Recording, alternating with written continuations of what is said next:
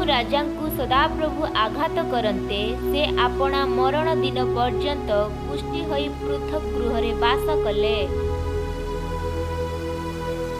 उत्तरटी हेला असरीय। केउ भाववादींकर अस्थि को मृत व्यक्ति स्पर्श करिबा मात्रे सजीव होई आपणा चरण रे ठिया हेला। उत्तरटी हेला इलिसाय। किए मशांग निर्मित पितळ सर्प खंड खंड करी भांगी पकाई थिले।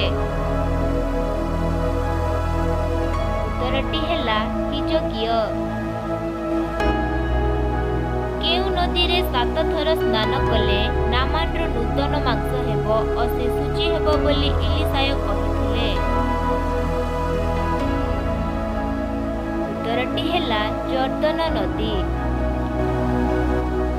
केउ भविष्यत वक्ता एलियंक आत्मार 2 गुण अंश पाइबा पाई मागिथिले। उत्तरटी हेला इलिसाय। केउ राजा अपना पुत्र को अग्नि मध्य देई गति कराई थिले। उत्तरटी हेला राजा आहस। सदाप्रभु केउ राजा को आयु 15 वर्ष वृद्धि करिथिले। उत्तरटी हेला राजा हिजकिय। केउ भाववादी जो पीड़ारे पीड़ित हेले सेही पीड़ारे मृत्युवरण कले। उत्तरटी हेला इलिसाय।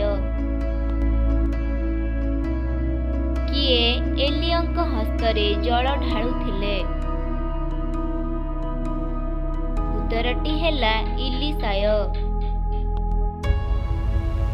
केउ शापग्रस्त स्त्रीर मुंडर खपुरी पाद और हाथ पापुली को केवल खबर दिया जाइथिला।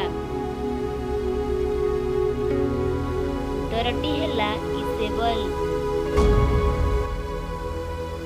जिखरियंक समय रे किए इतिहास लेखक थिले। उत्तरटी हेला जयाह। बाल रो स्तंभ को भांगी बाल मंदिर को मलगृह करी किए इस्राएल मध्यरु बाल को उच्छिन्न कले। उत्तरटी हेला जेहू। प्रियर बंधु माने जदि এই ভিডিওটি आपण मानकु भल लागि थाए ताहेले ভিডিওটি को लाइक शेयर कमेंट करी एई भलिया ভিডিও देखिबा निमंते हम चैनल टी